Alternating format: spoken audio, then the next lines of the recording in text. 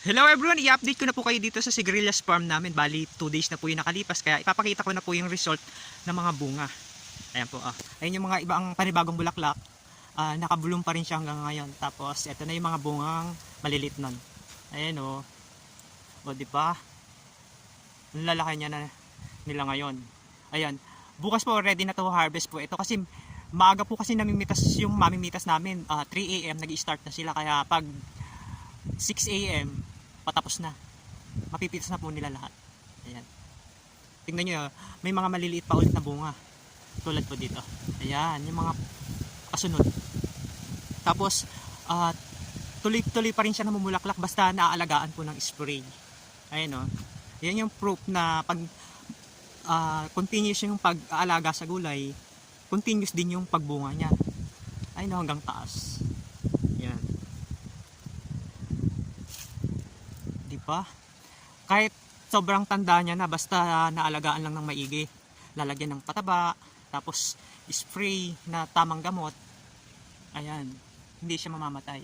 Kahit tingnan nyo yun, ang dami ng tuyong sanga. Yan yung mga naunang sanga, panibagong talbos, tapos panibagong sanga na lang po itong mag-green. Ayan, lalo po dito yun, pakita natin. Ito yung mga maliliit, mga next week po ito, bago mag Christmas, mapipitas na lahat. Kasi mabilis lang naman po yung paglaki ng bunga lalo pag pataban tsaka patubigan. Ito, yan, pipitasan na yan bukas. Yung mga ganyang good size, yan. Tapos ito yung parang Christmas tree, tingnan nyo yun, ang dami niyang bunga mula dyan sa taas hanggang dito sa baba. Ayan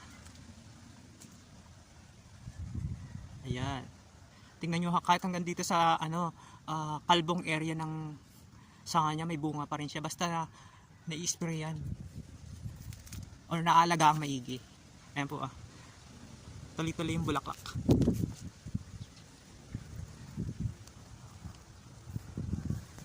Ayan. Thank you very much po.